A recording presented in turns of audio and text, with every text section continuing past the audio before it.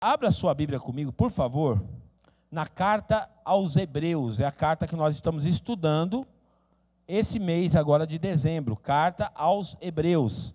Pastora Vânia abriu domingo passado falando dessa carta. E hoje eu quero também compartilhar um trecho da palavra de Deus. E essa carta é tão profunda, mas tão profunda, que os estudiosos consideram ela, chamaram ela, apelidaram ela de forma carinhosa de o quinto evangelho. Olha que forte. Por quê? Porque quando a gente lê Mateus, Marcos, Lucas e João, são os 4 evangelhos que narram o nascimento, a vida, a morte e a ressurreição de Jesus. Só que quando a gente lê Hebreus, a gente vai se deparar com um Jesus já ressurreto. E vai mostrar agora onde ele está, o poder dele. E o tema central da carta, como a pastora muito bem disse aqui para a gente domingo passado, é a superioridade de Cristo. É sempre para mostrar que Cristo é superior. Diga assim: eu sirvo o mais top dos top. Então Jesus é o top dos top. Ele é superior a tudo. Então a carta aos Hebreus vai falar que ele é superior aos anjos. Ele é superior a Moisés. Ele é superior à lei, ele é superior aos sacerdotes, ele é superior ao sacrifício, ele é superior a tudo. Então, Cristo é superior. Então, isso é muito bom a gente saber. E agora eu só vou fazer um pano de fundo aqui da carta, algumas informações importantes. Por quê que é bom eu falar sobre isso? Porque quando a gente estuda a Bíblia, se a gente entender um pouquinho o propósito que a carta foi escrita, para quem que foi escrita, por que foi escrita, a nossa leitura muda, a nossa maneira de ler a Bíblia muda, quando a gente tem essa mentalidade. Infelizmente, muitas comunidades pregam a palavra de Deus, mas pregam pincelando versículos. Então, lê um texto isolado e, em cima daquele texto isolado, faz uma história lá, e não edifica, de fato, a igreja, porque a igreja precisa ser edificada na rocha, no contexto correto da palavra de Deus. Então, essa carta, ela não tem um autor definido. É um autor que até hoje os estudiosos discutem. Quem foi que escreveu? Uns acreditam que foi Paulo, outros acreditam que foi Apolo, e tem alguns até que acreditam que pode ter sido Priscila, a esposa de Áquila. Então, não se sabe, não tem como aqui levantar uma bandeira e falar, foi esse. Apesar de uma opinião pessoal minha, eu tenho uma simpatia muito grande por acreditar que pode ser Paulo que tenha escrito, mas não tem como fechar essa minha tese aqui.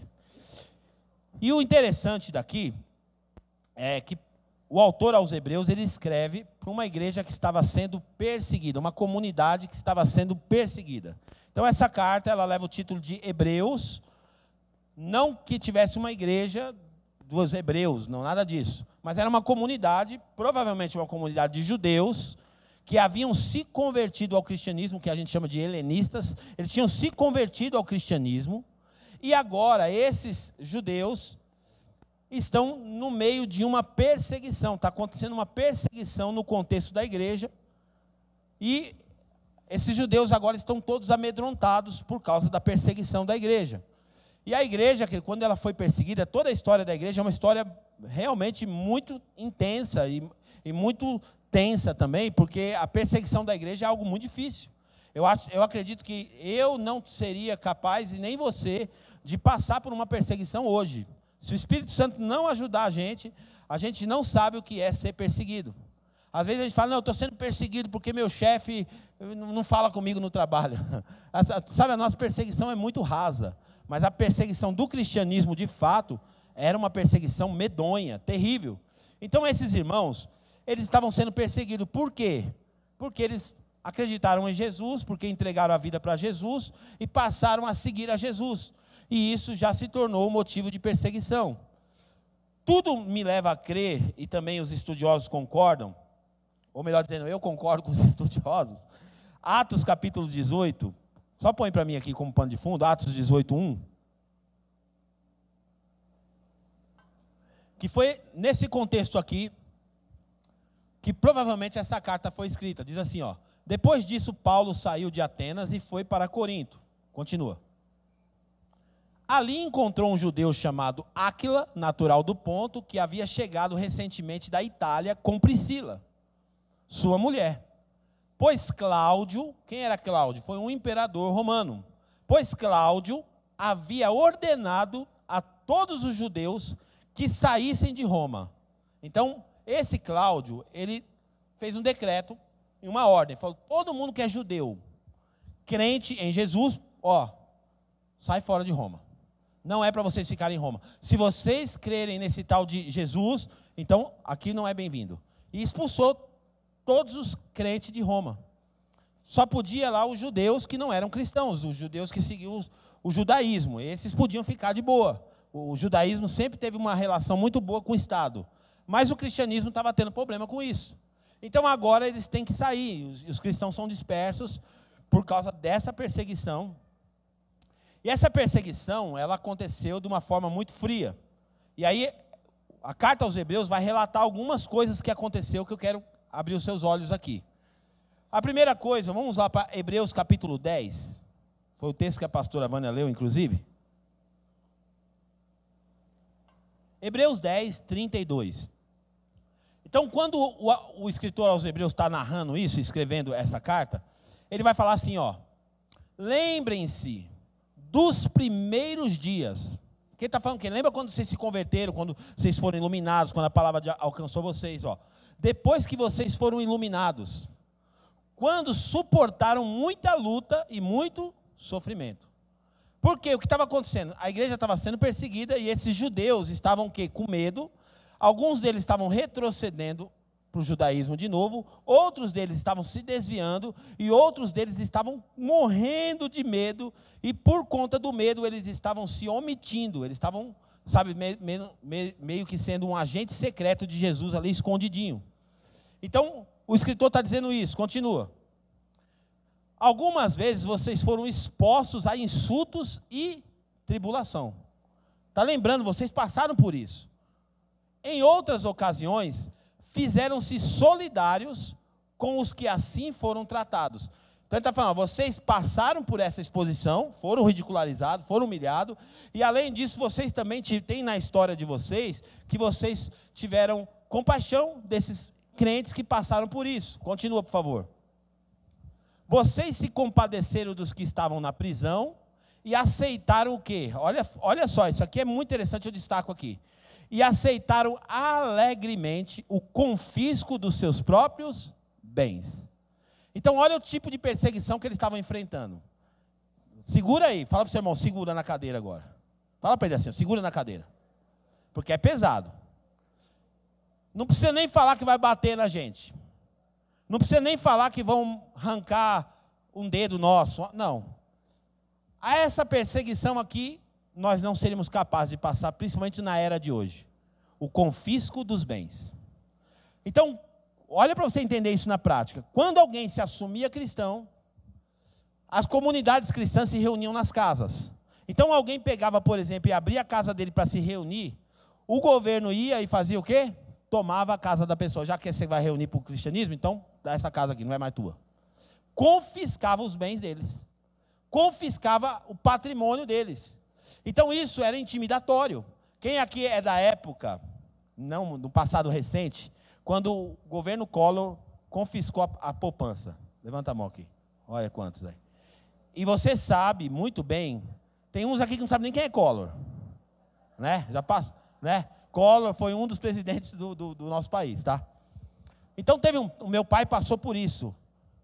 Guardavam dinheiro lá na poupança e de repente, num belo dia ou num terrível dia, vai olhar lá, sai a notícia, está tudo confiscado, vocês perderam todo o dinheiro que estava no banco. O governo não pediu autorização e tomou o dinheiro de vocês. Pessoas que passaram por isso, não foi por causa de Jesus, mas pessoas nessa época se suicidaram. Isso está nos anais da história. Pessoas se suicidaram porque tiveram a sua conta na poupança confiscada. Pessoas viraram mendigo, pessoas, entregaram a vida porque foram confiscados os seus bens. Então esse era o estilo que os cristãos estavam vivendo. E o que me chama a atenção é que ele fala assim, vocês aceitaram alegremente o confisco do bem de vocês. E aí ele continua falando assim, pois vocês sabiam, porque isso é cristianismo de convicção, gente. Pois vocês sabiam que possuíam o quê? Bens superiores. Eu tenho bens superiores. Aí eu pergunto para você hoje, você estaria preparado para perder a sua casa por amor a Jesus? Olha para o seu irmão e fala assim para ele, assim, bem discreto, não disfarça não, Deus achou você. Porque essa hora é a hora difícil. Não, gente, vamos ser honestos. E eu não estou aqui falando, tratando você de forma pejorativa por isso, não. Porque essas coisas são a prova de fogo mesmo, para ver como que está o nosso cristianismo. Então não precisa bater, não precisa pegar um filho nosso, nada disso. É só falar assim, ó, ou você para com esse negócio de Jesus, ou então vou tomar a casa que você tem, que você trabalhou a vida toda para ter. E todo mundo sabe o valor que custa você ter uma casa, ter um carro, alguém. O governo fala assim, ó, se você usar essa casa para fazer célula, eu tomo sua. O que ia parecer de gente que fala, pastor, tem como arrumar outro lugar para fazer a célula? Tem como arrumar, pastor, outra casa aí para a célula? Porque o medo de perder o que tem ia ser muito grande. Então esses irmãos estavam passando exatamente isso. E por conta disso, eles estavam então recuando, voltando atrás, indo para os rituais religiosos de novo. Por isso que o escritor aos Hebreus vai falar assim, ó, não voltem atrás, porque Cristo é superior a tudo isso. Por isso que o tema central é a superioridade de Cristo. Cristo é maior do que a sua casa. Cristo é maior do que Moisés. Cristo é maior do que os rituais religiosos. Cristo é maior do que tudo isso. Não voltem atrás. Então essa carta, ela tem essa tônica de exortação também, dizendo para as pessoas não retrocederem. Olha outra coisa interessante. Volta lá para o versículo 25 de Hebreus, 10, 25. Ainda dentro desse contexto, olha só o que ele vai falar aqui, ó. Não deixemos de nos reunir-nos como igreja, segundo o costume de alguns. Aqui também tem um contexto, aqui quando a gente às vezes vai explicar isso, dá a impressão que é um monte de rebelde que não quer ir para a igreja, né? Não, esses caras não querem ir para a igreja, são desigrejados. Mas qual que era o contexto? Vamos pensar. Eles estavam com medo de se reunir nas reuniões, porque havia uma perseguição. E ele sabia que quem fosse pego nas reuniões podia sofrer sanções terríveis. Podiam perder seus bens, podiam ser presos, podiam ser maltratados. Então, por conta disso, o que eles fazem? Não, a gente não vai mais se reunir. E aí eles ficam omissos ao evangelho e não querem mais congregar. Só que o escritor aos Hebreus vai encorajar, falando assim, ó, não deixe de reunir-se como igreja. Porque a igreja precisa estar reunida, a igreja de verdade, ela se reúne. A igreja de verdade tem a koinonia, tem a comunhão dos irmãos. Mas procuremos encorajar uns aos outros, ainda mais quando vocês veem que se aproxima o dia. Porque a expectativa deles é que Jesus poderia voltar a qualquer momento, então eles estão encorajando um ao outro. Não, gente, vamos para a reunião, não vamos ter medo não, vai perder nossa casa, mas a gente tem bem maior. Não, eles querem pegar o nosso patrimônio, não tem problema, o governo não pode. E aí foi aonde saiu aquela música assim, a perseguição não parou. Aí, não nasceu lá, mas podia ter nascido lá. Porque realmente foi isso que aconteceu com a igreja primitiva. Ela não foi parada por causa da perseguição. Aí eu pergunto para você, será que nós, aqui do Ocidente, com uma vida confortável, será que nós estamos prontos para ser perseguidos? Será que a gente vai poder cantar? A perseguição não parou aí. Porque é fácil cantar sem perseguição. É fácil cantar essa canção no contexto que a gente vive, no conforto das nossas casas, no conforto da tecnologia. Mais ou menos na década de 70, teve uma missão que nasceu, essa missão é muito forte até hoje, ela se especializou em enviar missionário para países perseguidos, países onde o evangelho não pode ser pregado, onde é proibida a pregação do evangelho. E lá eles tinham, o fundador dessa missão é o irmão André, da Portas Abertas, Missão Portas Abertas, irmão André. E tem um depoimento de alguém que foi enviado para um país desses, o país perseguido, e lá esse irmão foi preso lá. E ficou preso por 10 anos, debaixo de tortura, debaixo de sofrimento, 10 anos preso para poder negar Jesus. E esse irmão conseguiu vencer a perseguição, ele não negou Jesus. Passaram-se 10 anos, eles conseguiram libertar o irmão. E esse irmão agora sai desse ambiente de perseguição e pegam esse irmão e ele vai morar nos Estados Unidos. E quando chega nos Estados Unidos, ele faz a seguinte declaração, depois que ele mora nos Estados Unidos por algum tempo. Ele fala assim: eu fui mais tentado a me desviar do Evangelho nos Estados Unidos, onde as facilidades e o conforto são bons demais, do que num país onde o Evangelho era proibido. Por quê, gente? Porque é muito mais fácil a gente se desviar de Jesus e se perder no meio das facilidades que a vida propõe para a gente, do que no ambiente de perseguição. Por quê? Porque no ambiente de perseguição, nós vamos orar, nós vamos clamar, nós vamos ter aquela necessidade de estar realmente buscando a Deus. Agora, nesse ambiente onde a gente mora, no Ocidente, no capitalismo, isso aqui é uma arma terrível para quem não é maduro na fé, para se perder. Tem gente que pode se perder por causa da Netflix. Netflix é pecado? Não, não é pecado. Mas quando essas coisas te roubam de Deus, se torna pecado. Praia é pecado? Também não. Mas quando você só vive para lazer, você está sendo roubado de Deus. Então é muito importante você raciocinar dessa forma. Então esse era o contexto da igreja dos Hebreus, dessa comunidade judaica que estava se reunindo. E esse irmão fez essa declaração, ele falou assim: olha, eu fui mais tentado a me desviar nos Estados Unidos do que num país fechado, num país cortina de ferro. Fui muito mais desafiado. Dito tudo isso, querido, e dando esse pano de fundo para a carta, agora eu quero começar a minha pregação. Eu quero orar com você para a gente começar a mensagem, tá bom? Senhor, eu quero te agradecer nessa noite pela palavra que é viva, eficaz e que produz resultados incríveis na nossa vida. Eu fui acometido por essa palavra e a minha vida foi transformada. E todas as pessoas que se abrem à exposição dessa palavra têm a mesma chance e o mesmo privilégio de serem alcançados e tocados pelo Senhor. Que nessa noite, meu Pai, essa palavra possa cumprir o propósito. Como diz Isaías: assim será a palavra que sair da tua boca. Ela não voltará vazia, mas ela cumprirá o propósito para que ela foi designada no nome de Jesus, para a glória de Deus. Amém e amém. Hebreus capítulo 6 é o nosso texto oficial, então.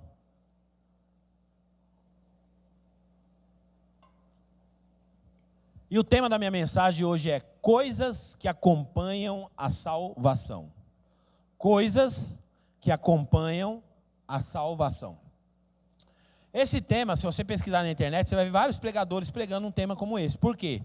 Porque esse tema não é uma criação minha, é um tema da Bíblia. Está na Bíblia essa frase. Coisas que acompanham a salvação. Então eu faço uso também desse tema para poder pregar isso com vocês, para vocês aqui hoje. Hebreus 6:9. Eu queria muito ler isso na versão que vai usar esse termo. Coisas que acompanham a salvação. Talvez nós não tenhamos essa versão aí no computador. Mas se eu não me engano, é na King James, ou não lembro agora qual Bíblia seria, mas diz assim, ó: amados, mesmo falando dessa forma, estamos convictos de coisas melhores em relação a vocês, coisas próprias da salvação. Então o contexto aqui é o seguinte: ele ainda está falando de gente que abandonou o Evangelho, gente que desistiu da caminhada cristã, gente que não amadureceu no Evangelho. Se você ler o capítulo 5, o finalzinho do 5 e o começo do 6, você vai entender melhor. E aí, por fim, quando ele chega nessa parte aqui, ele fala assim: amados, olha, mesmo falando dessa forma, de vocês eu espero coisas melhores. A minha expectativa em relação a vocês são de coisas melhores. Eu tenho uma expectativa diferente em vocês. E ele fala coisas próprias da salvação, ou coisas que acompanham a salvação. Então todos nós fomos salvos pela graça de Deus, amém? A salvação não é um mérito humano, o homem não merece ser salvo. Por mais que ele faça tudo certinho, por mais que ele tente fazer da melhor forma possível, ainda assim esse homem jamais conseguirá o mérito de ser salvo. Então ninguém é salvo porque merece. Ninguém é salvo porque ganhou um ponto com Deus e Deus falou, agora eu vou salvar você por causa disso. Não, ninguém. Absolutamente ninguém pode se salvar pelos seus próprios esforços. Então, tira o cavalinho da chuva, que você jamais vai conseguir se salvar por conta própria. Então, dito isso, nós pensamos o quê? Então, a salvação, fundamentada na Bíblia, ela é um dom de Deus, um dom. Aprove a Deus nos resgatar. Deus fez o quê? Ele tirou a gente lá do império das trevas, como diz a Bíblia, e transportou a gente para o reino do Filho do seu amor. Então, é uma obra exclusiva do Senhor Jesus.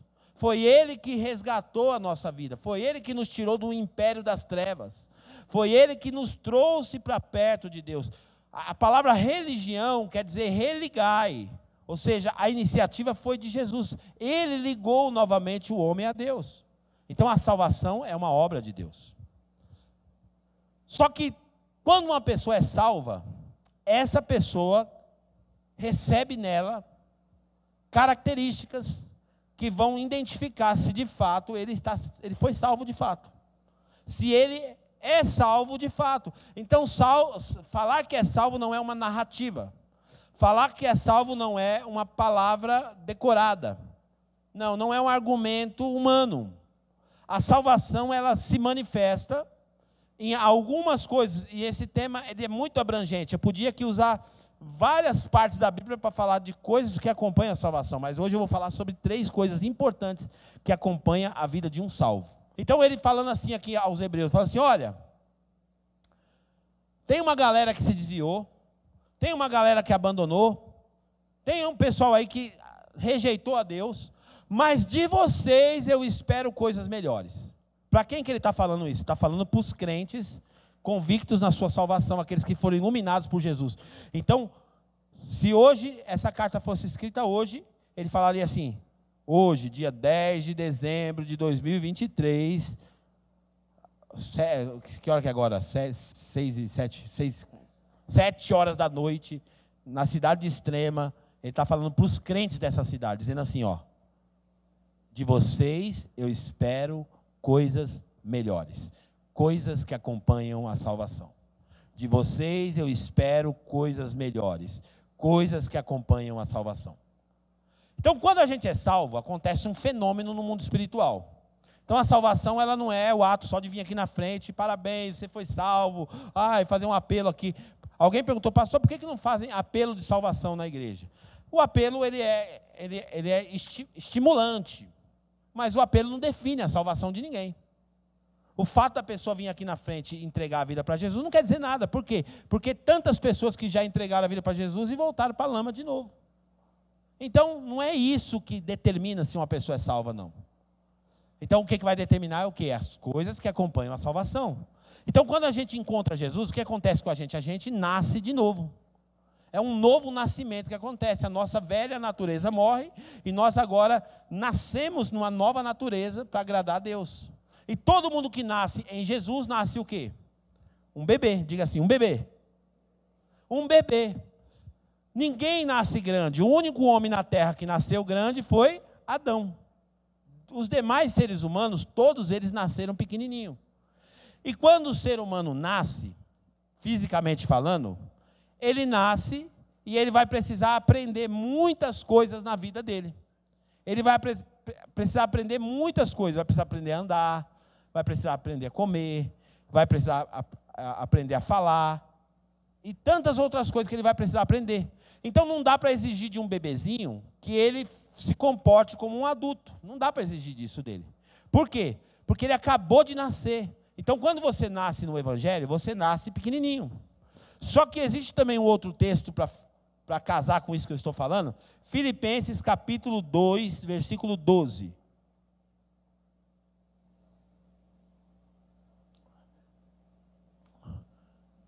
Eu também gosto de uma versão que é na NAA, Nova Almeida Atualizada, mas nessa aqui dá para a gente trabalhar também. Diz assim, ó. Assim, meus amados, como sempre vocês obedeceram, não apenas na minha presença, porém muito mais agora na minha ausência, ponham em ação a salvação de vocês com temor e tremor. Em outras versões, ou nessa versão que eu gosto muito, diz assim, desenvolvam a salvação de vocês.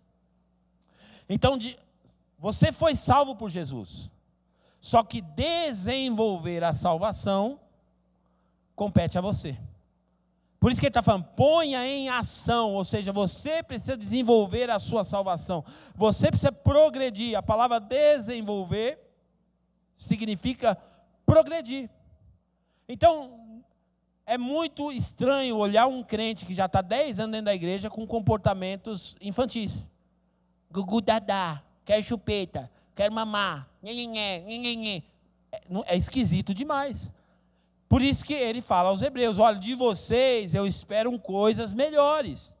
Agora vocês desenvolvem a salvação de vocês com temor e com tremor. Desenvolve a caminhada cristã de vocês, precisa caminhar, vocês precisam desenvolver, vocês precisam aprender coisas novas, vocês precisam sair do berçário, vocês precisam ir para frente. Então é isso que ele está falando. E dentro desse pensamento, eu quero falar 3 coisas que acompanham a salvação. E a primeira coisa que acompanha a salvação é a santificação. Toda pessoa que é salva, ela agora tem uma mania de limpeza. Ela não tem mais prazer na sujeira, ela não tem mais prazer no pecado, ela não tem mais prazer em ficar mergulhada no pecado. Isso é uma obra da salvação. Por isso que nós não trabalhamos aqui com regrinhas para transformar você num santo. Ó, gente, faz assim, assim não vai. Olha, não assiste isso, querer controlar a tua vida. Olha, gente, cuidado com o Big Brother Brasil. Olha, gente, cuidado com não sei o quê. Olha, gente, cuidado com aquilo outro, cuidado com aquilo outro. Por quê? Porque não faz sentido fazer isso. Porque uma vez que você é crente, que você foi salvo, automaticamente você perde o prazer no pecado. Porque é uma obra de Jesus. Você não tem mais interesse pelo pecado. Você não tem mais interesse em uma vida de pecado. Então, querer ensinar uma pessoa que não foi salva a ser santa é a mesma coisa de ensinar um passarinho, um peixe a voar. Não dá certo. Querer pegar uma pessoa que não foi salva e dar um monte de regrinha para ela, olha, a partir de agora você agora é crente, veio aqui na igreja, veio aqui no apelo, você tem que carregar uma Bíblia, você tem que tomar cuidado com isso, tem que tomar cuidado com aquilo, aí dá um monte de regrinha para a pessoa. Só que é a mesma coisa de você pegar uma porca, dar um banho nela, colocar perfume nela e soltar ela. A natureza da porca vai mandar ela ir para onde? Para onde? Para a lama.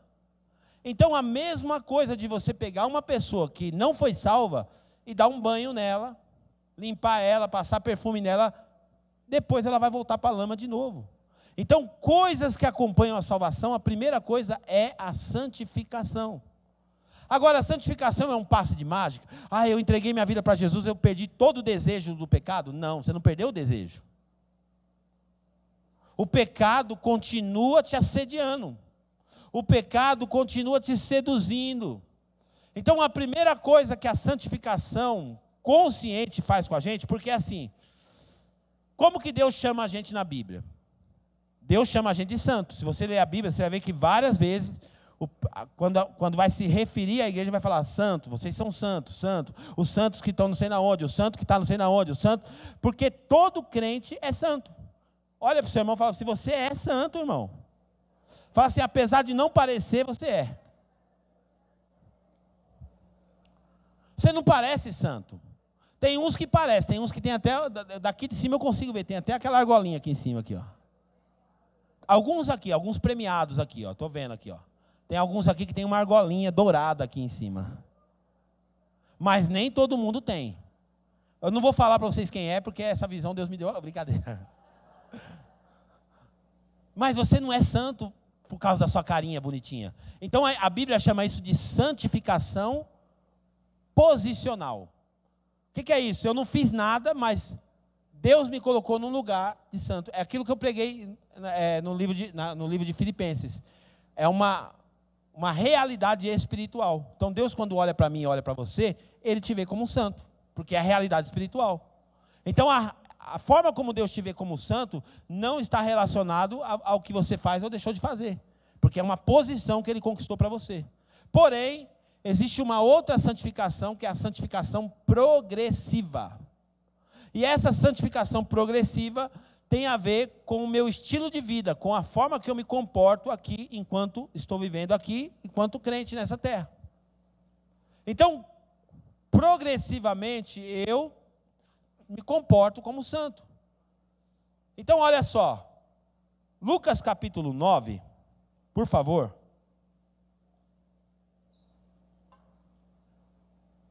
Não é passe de mágica, mas quem é santo vai ter esse sentimento aqui, ó, as palavras de Jesus, capítulo 9, versículo 23 de Lucas. Jesus dizia a todos: se alguém quiser acompanhar-me, faz o quê? Negue-se a si mesmo. Tome diariamente a sua cruz e siga-me. Por que diariamente?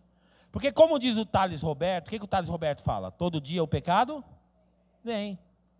Então é diariamente, é uma escolha diária, negar a mim mesmo. Eu tenho vontades pecadoras. Eu tenho vontade de pecar. Eu ainda tenho vontade, em algumas áreas da minha vida, de pecar. Então o que eu faço? Eu nego a mim mesmo. Todo dia me negando. Todo dia negando a minha vontade. Eu estava dizendo aqui hoje pela manhã, a igreja evangélica, ela deu muita mancada em alguns aspectos.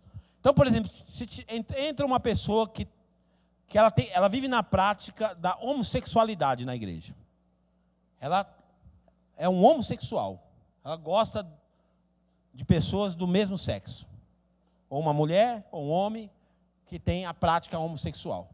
E só que essa pessoa foi atraída por Jesus. Jesus trouxe ela aqui dentro. E ela está aqui no culto. Não estou falando que está aqui agora, tá? Pode ser que esteja também, não sei. Mas eu não estou pensando em ninguém.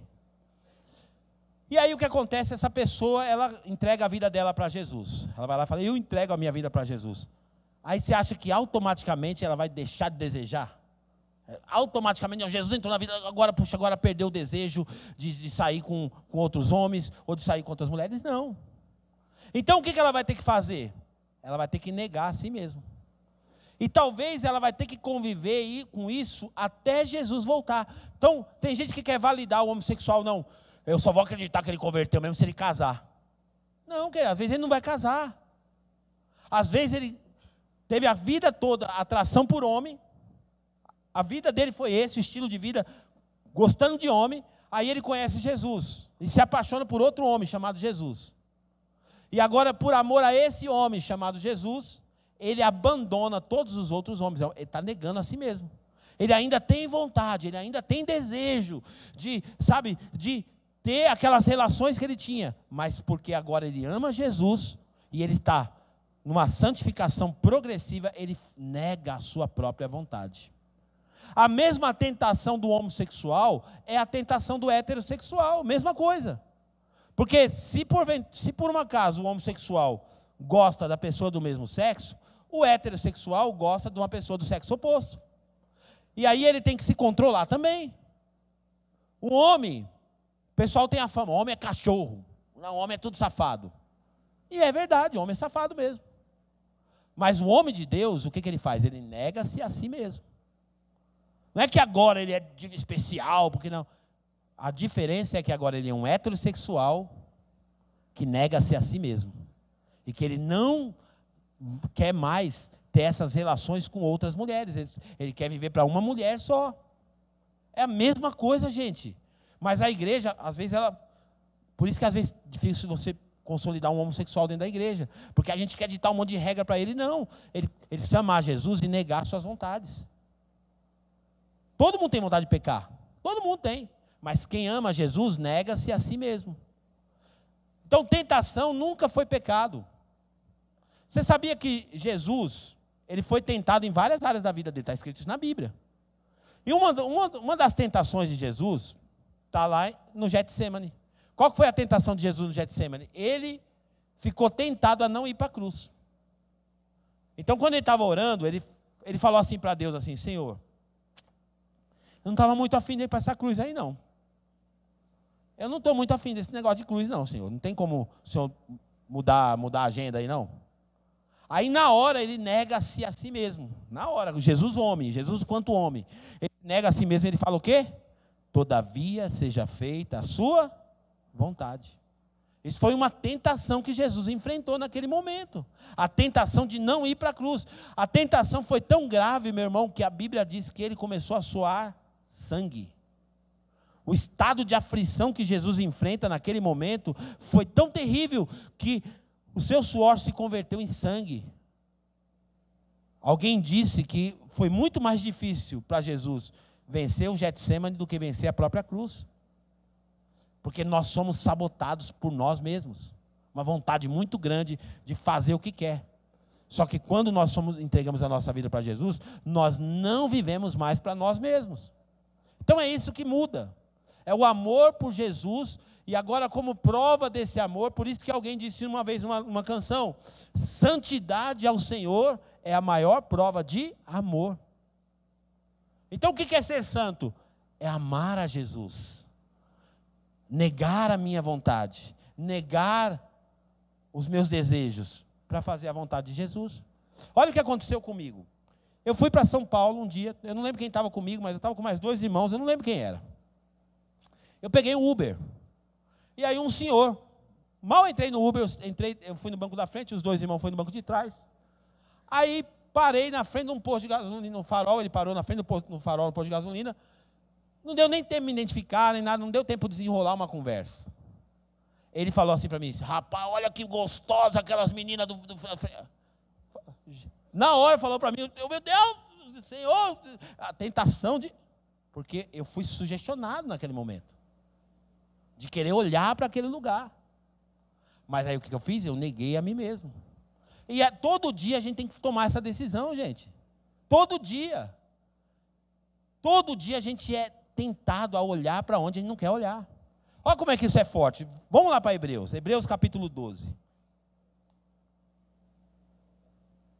Teve uns irmãos que regalou os olhos agora quando eu falei isso, pastor. Você também é safadinho, irmão. Pensa que eu não sei, não?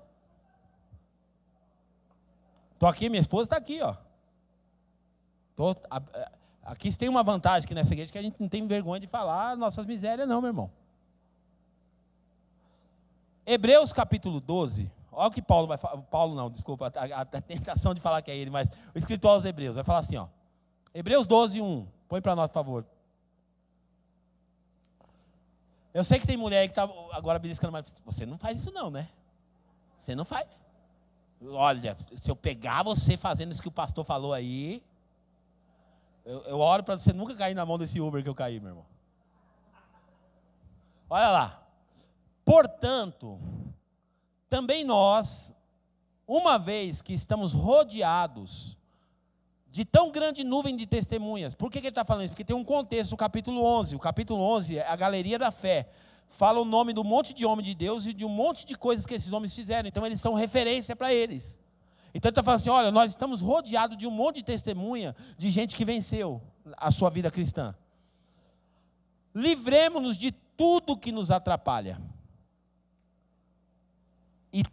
E do pecado que nos envolve.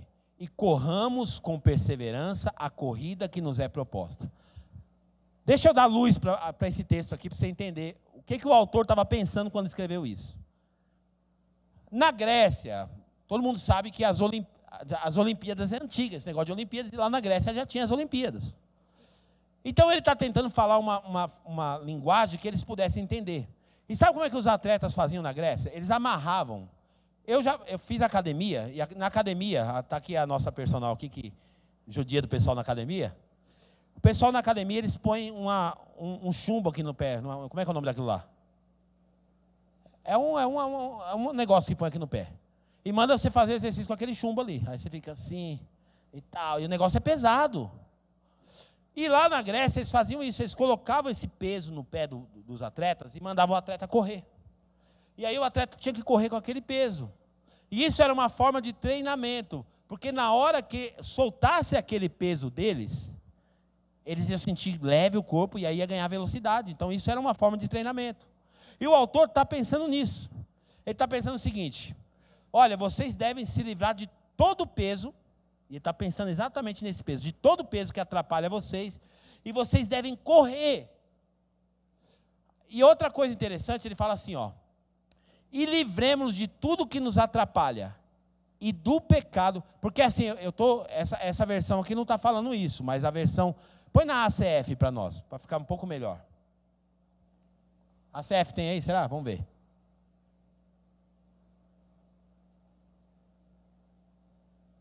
Não conseguiu? Aí.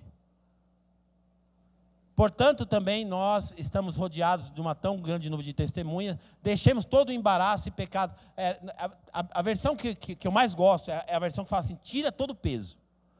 E também, dentro dessa mesma versão, usa esse texto aqui, ó.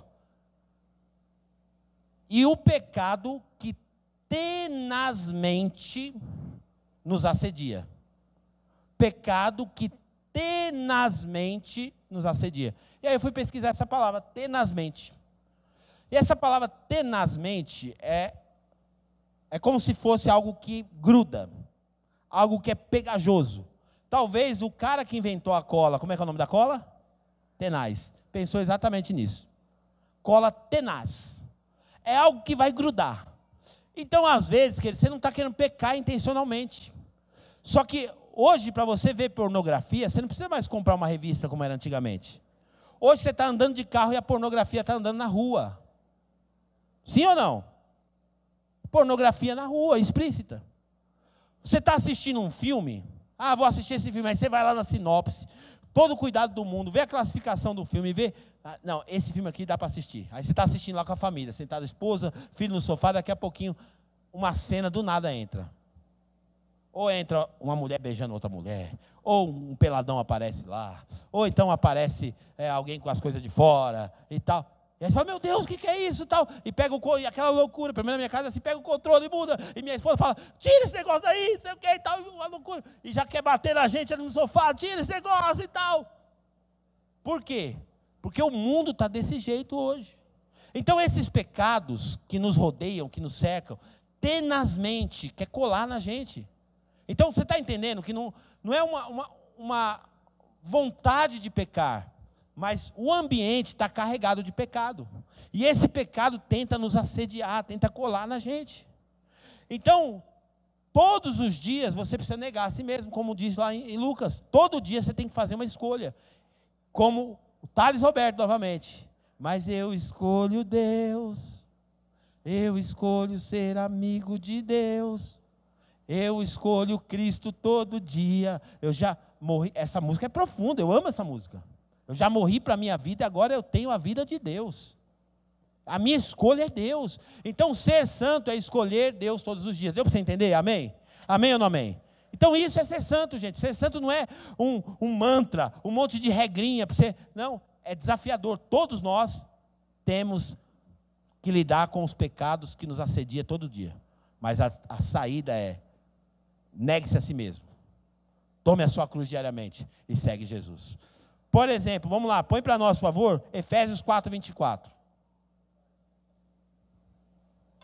E vos revistais do novo homem, que segundo Deus é criado em verdadeira justiça e santidade. Então esse novo homem que a Bíblia está nos aconselhando a nos revestir dele, é um novo homem que foi criado segundo Deus, em verdadeira justiça e santidade.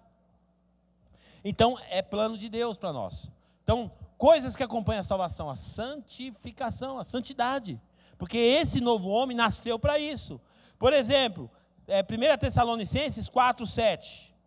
1 Tessalonicenses 4:7. Porque não nos chamou Deus para a imundícia, mas por quê? Para a santificação. O chamado de Deus para nós não é para sujeira. Quem foi salvo não foi chamado para sujeira. Então isso aqui não é departamento da igreja, a gente controlar a vida de santidade dos outros. Isso não é. Por quê? Porque isso é coisas que vão acompanhar a vida do salvo. O salvo, ele não tem prazer na porquice, na sujeira. Ele não tem prazer no pecado. Ele não tem prazer nesse ambiente de pecado. É a vida do salvo. Romanos 6:22. Romanos 6:22. Mas agora, libertados do pecado e feitos servos de Deus, tendo o vosso fruto para a santificação e por fim a vida eterna. Então olha a afirmação aqui de Paulo. Olha, agora vocês foram libertados do pecado. O pecado não domina mais vocês. Vocês não estão mais debaixo do domínio do pecado. Vocês não vão pecar mais agora porque não tem opção, porque vocês foram libertos. O pecado agora não pode dominar mais vocês. Ele perdeu a força na vida de vocês. E ele fala assim: tendes o vosso fruto, porque agora a gente é servo de Deus. Em outras versões fala escravo de Deus. Eu agora sou um servo de Deus. E tendo o vosso fruto para santificação. Então, primeira coisa que acompanha a salvação: santificação. Segunda coisa que acompanha a salvação, meu irmão: amor. Todo cristão agora carrega dentro dele Deus. E quem carrega Deus dentro dele tem o quê? Amor. Tem amor? Sim ou não? Sim ou não? Você carrega... Quem você carrega dentro de você tem amor? Sim ou não? Não. Quem você carrega dentro de você é amor. Não tem amor. A Bíblia não fala que Deus tem amor. A Bíblia fala que Deus é amor. Então agora você carrega o amor dentro de você, porque agora você tem Deus dentro de você. Só que infelizmente o tempo que nós estamos vivendo, a geração que estamos vivendo, a palavra amor hoje ela precisa de ser ressignificada. Porque o amor hoje para nós, ele é um amor muito romântico. Está muito romantizado a palavra amor. E aí, toda pessoa que confronta a gente, toda pessoa que se opõe a gente, toda pessoa que fala não para a gente fala assim: essa pessoa não me ama. Eu não me ama, fulano não me ama. Por quê? Porque a gente tem a mentalidade de que amor é aprovação de tudo, é dizer sim para tudo. E esse amor é um amor falido, porque nem Deus é assim. Nem Deus é assim. Deus não diz sim para tudo. Os não de Deus estão carregados de amor. Então, para nós manifestarmos esse amor, a gente tem que ter esse equilíbrio também. E aprender também com o próprio Deus a ressignificar o amor e tratar da forma certa. Olha que interessante isso. 1 Coríntios, capítulo 13, é o capítulo do amor. Lá fala sobre o amor. E Paulo escreve essa carta para uma igreja problemática. Porque a igreja de Corinto era uma igreja problemática. Era uma igreja que tinha todo tipo de dom na igreja. Lá o pessoal falava língua estranha, tinha profecia, tinha mistério, tinha isso, tinha aquilo. Era uma igreja muito louca, cheia dos dons de Deus. Só que quando Paulo vai escrever para essa igreja, ele fala assim: olha, vocês têm tudo, mas não têm amor. Tem todos os dons aí, vocês têm dom para dar e vender, mas não tem amor. E aí o que me chama a atenção é que ele vai falar aqui no capítulo 13, no versículo 1, põe para nós. Ele fala assim, ó: ainda que eu falasse a língua dos homens e a língua dos anjos, e eu não tivesse amor, eu seria como um metal que soa e como um sino que tine. Então ele está dizendo o seguinte: olha, é possível uma pessoa falar línguas dos anjos, língua dos homens e não ter amor. É possível. O que mais é possível? Fala para nós aí, Paulo, versículo 2. Ainda que eu tivesse o dom de profecia, e conhecesse todos os mistérios e todo o conhecimento, e ainda que eu tivesse toda a fé, de maneira tal que transportasse os montes, e não tivesse amor, eu nada seria. Então, mais uma vez está dizendo, é possível uma pessoa ter dom de profecia, uma pessoa ter o dom da fé, uma pessoa fazer, e ainda assim não ter amor. O que mais, Paulo? Ensina para nós aí, versículo 3. E ainda que eu distribuísse toda a minha fortuna para sustento dos pobres, e ainda que eu entregasse o meu corpo para ser queimado e não tivesse amor, nada disso me aproveitaria. É possível uma pessoa ser doadora, ser generosa e não ter amor.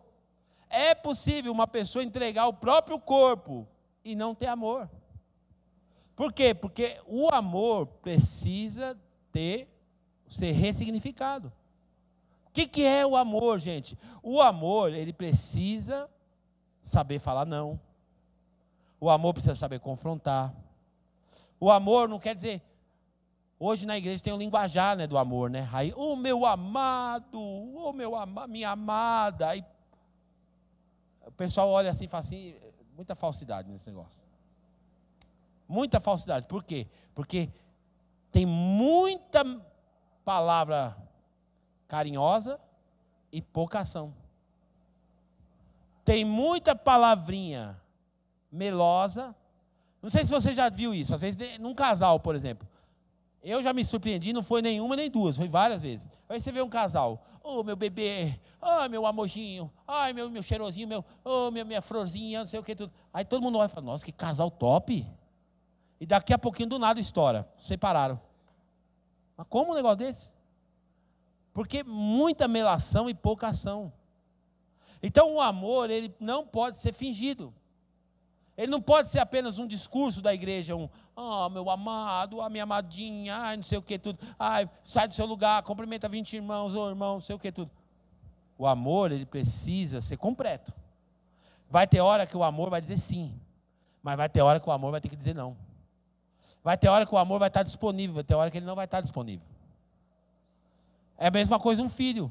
Quando a gente fala não para um filho, o que o filho da gente pensa? Por exemplo, o meu filho fala assim. Eu falo assim, filho, isso não vai poder, tal. E o pai está falando isso porque o pai te ama. Aí ele fala assim para mim assim, sei, até parece. Porque na cabeça dele, o que eu falei para ele não demonstrou amor. Mas foi um não carregado de proteção. Então, às vezes, Deus vai tratar a gente assim, usando irmãos. Você acredita que eu pedi para o irmão me ajudar a fazer tal coisa e o irmão não fez? O não dele, às vezes, soou para você como falta de amor. E aí a gente está muito meloso dentro da igreja, está muito dodói, muito sensível. Não pode ouvir um nãozinho dentro da igreja que já acha que não sei o quê. Aí começa a fazer as comparações malucas. Lá no mundo, os irmãos amam, parece que as pessoas amam mais do que dentro da igreja. Aí começa a filosofar essas coisas loucas. Não, gente. O amor também fala não. O amor também é carregado de não. É carregado de reprovação. O amor também é carregado de confronto. Porque a gente tem muita facilidade em se cercar das pessoas que nos dão tapinha nas costas. A gente não quer ter um amigo que está o tempo todo reprovando a gente. Por quê?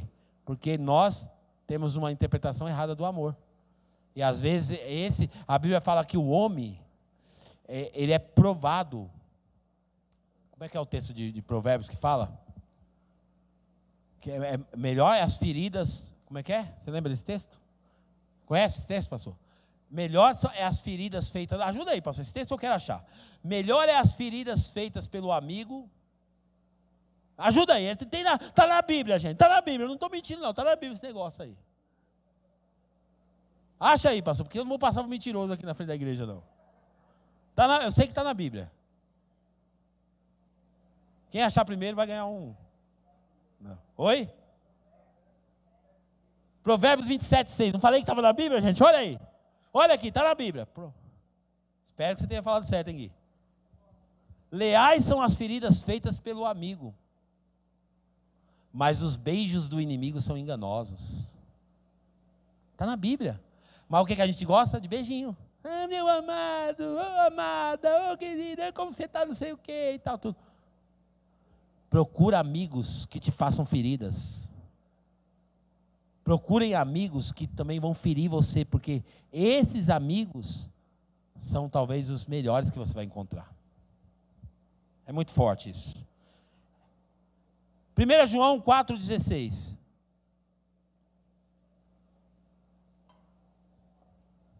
E nós conhecemos e cremos no amor que Deus nos tem.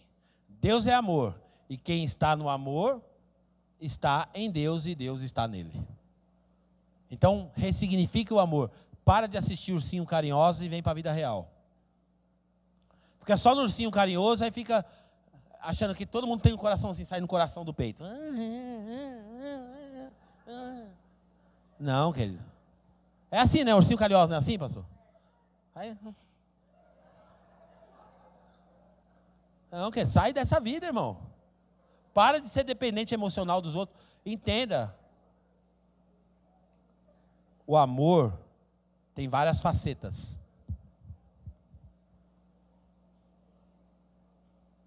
1 Pedro 4,8. Olha, isso aqui é uma habilidade do amor, olha que interessante. 1 Pedro 4,8 diz assim, ó. Mas, sobretudo, tende ardente amor uns para com os outros, porque o amor cobrirá a multidão de pecados. Olha o poder do amor. O amor, querido, não é também carregado de alguém que não tem empatia pelo outro. Porque isso é muito importante.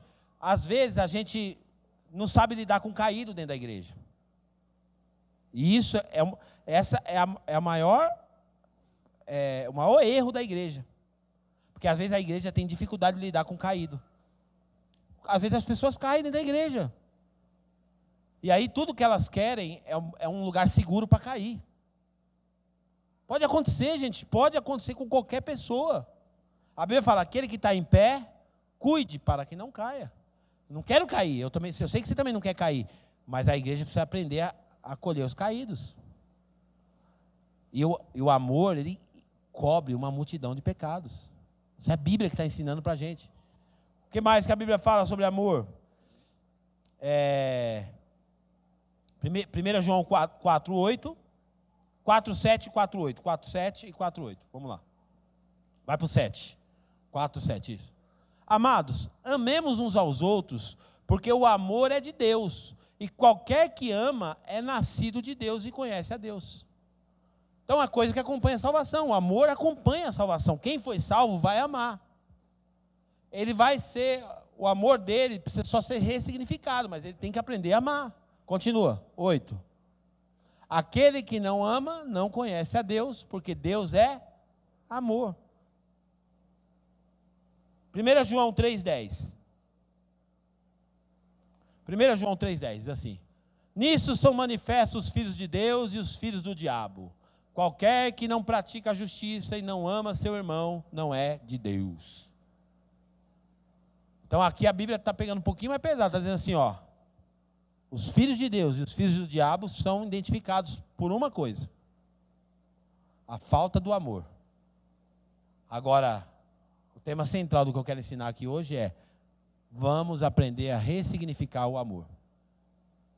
Para a gente não ficar vendendo uma ideia de amor, ursinhos carinhosos dentro da igreja, e depois as pessoas se frustram porque colocam altas expectativas no amor do irmão. O único amor que não vai falhar é o amor de Deus, pode ter certeza. O amor de Deus não falha. O amor dos irmãos vão falhar às vezes. Falha. Terceiro e última coisa que acompanha a salvação é as boas obras. Toda pessoa que é salva, ela precisa se envolver com o serviço da obra de Deus. Todas. Deus não fez pessoas para ficar sentado no banco de uma igreja, assistindo um culto, um sermão, ouvindo um sermão e pronto. Não. A vida cristã é dinâmica e todo cristão precisa se envolver com a obra de Deus. Todo cristão. Então essa é a grande dinâmica da igreja cristã. E o grande desafio também. Por quê? Porque hoje a maioria dos crentes querem ficar acomodados. A maioria dos crentes, e a igreja hoje está cooperando para isso também. Eu estou até querendo colocar uma poltrona bonita para você e na hora do culto passar um irmãozinho, uma lanterninha com as pipocas na mão, entregando pipoca, para os irmãos assistir o culto com pipoca. Não, eu estou brincando, gente, não vou fazer isso sério não. Eu sei que você assustou. Mas estou falando, está tão confortável o negócio que as pessoas estão acostumadas a vir para o culto para não fazer nada. Só para consumir. São consumidores. Agora, todo cristão genuíno se envolve com o trabalho da obra de Deus. Coisas que acompanham a salvação. Inclusive o texto de Hebreus que eu li original, põe para nós de novo Hebreus 6:9, o contexto está falando exatamente disso. Porque olha o que o contexto vai ensinar para nós. Vou ler de novo, tá, gente? Ó. Ah, você achou a versão? Oh, essa versão ficou boa, hein, meu? Essa versão é o que eu queria. Mas de vós, ó amados, esperamos coisas melhores e coisas que acompanham a salvação, ainda que assim falamos. Versículo 10, desculpa. Porque Deus não é injusto para se esquecer da vossa obra. Obra está falando de trabalho. Tem outras versões que falam, Deus não é injusto para se esquecer do trabalho de vocês. Então, quando Deus salva uma pessoa para trabalhar também na sua obra. O trabalho cristão não é uma opção, o trabalho cristão é um propósito na vida de um crente.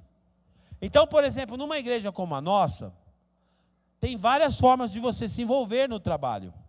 Temos vários departamentos aqui, dentro das quatro paredes, e muitas coisas que acontecem fora das quatro paredes. Por exemplo, aqui eu tenho muitos líderes aqui, que são líderes de célula. Nós temos aqui pessoas que estão envolvidas no diaconato, pessoas que estão envolvidas no estacionamento da igreja, na consolidação, no ministério infantil, no ministério com os adolescentes, que estão engajados em fazer algo na obra de Deus. Aí você vai falar assim, pastor, mas a salvação, ela não é de graça? Claro que ela é de graça. E eu tenho que trabalhar para Deus para ser salvo? Também não. Você não tem que trabalhar para Deus para ser salvo. Só que o trabalho para Deus, ele nunca é esquecido. Deus não se esquece do trabalho que alguém faz para Ele.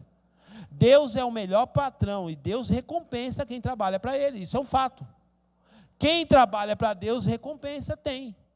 Então ele fala assim, porque Deus não é injusto para se esquecer. Porque na igreja, às vezes você trabalha e o pastor é injusto. Eu sou injusto. Às vezes eu não consigo reconhecer todo mundo que trabalha. Às vezes eu não tenho gratidão, às vezes por todo mundo que faz alguma coisa aqui. Às vezes eu erro. Às vezes eu posso estar vendo a pessoa trabalhar e não reconhecer, não dar o valor para ela. Só que isso também não deve ser uma preocupação sua. Porque se você trabalha para Deus, você não tem que colocar expectativa na recompensa que você vai receber da igreja. Por isso que tem igreja que trabalha com aquela questão da honra. Vamos botar um tapete vermelho agora aqui, porque os líderes vão entrar. Aí os líderes sobem aqui, vão aplaudir, não sei o que e tal. E vira um círculo vicioso, gente, de gente querendo trabalhar para ser reconhecido e ser aplaudido. O que Jesus falou para os fariseus? Jesus falou assim, eles fazem para serem vistos pelos outros. E para serem recompensados aqui. Aí Jesus fala assim, e eu digo para vocês uma coisa, se eles recebem a recompensa deles aqui, já está pago, então não tem mais recompensa, porque o que eles queriam receber está aqui. Então a obra de Deus é dinâmica. Eu sei que a igreja precisa reconhecer muitas vezes o seu trabalho, mas vai acontecer também da igreja não ver o que você fez, porque quem é justo é Deus, o homem é injusto, o homem não sabe reconhecer o que o outro faz. Então, por isso que o nosso foco é trabalhar para Deus. É focar em Deus, é servir a Deus. Outra coisa interessante, você vai viajar para os países de primeiro mundo, e lá nos países de primeiro mundo, tem as coisas que o pessoal chama de subemprego, não é assim? Quem é que vai fazer subemprego nesses países de primeiro mundo? Os brasileiros, não é isso, pastor? Os brasileiros vão fazer subemprego. Qual que é o subemprego lá? Limpar a casa, trabalhar em lanchonete, lavar prato, jardinagem, tudo isso lá nesses países de primeiro mundo é subemprego, que paga muito bem, mas quem vai fazer é os brasileiros. Na obra de Deus não existe subemprego, gente. Todo mundo que faz qualquer coisa aqui tem um reconhecimento de Deus. Deus não é injusto para se esquecer do cara que está no estacionamento, até o pastor que prega na igreja, todos são fundamentais na obra de Deus. A obra de Deus não é feita por uma única pessoa. Tem um time todo trabalhando para que um culto desse aconteça hoje. Aqui, para você estar aqui, quem tem filho aqui no Ministério Infantil, levanta a mão, quem está lá? E para você estar aqui hoje, podendo estar concentrado na palavra de Deus, tem alguém lá cuidando dos seus filhos. Lá não é subemprego, lá tem os olhos de Deus vendo aquele trabalho. E a Bíblia está dizendo, Deus não é injusto para se esquecer do trabalho da vossa obra. O trabalho do amor que para com o seu nome mostrastes, enquanto serviste aos santos e ainda servis.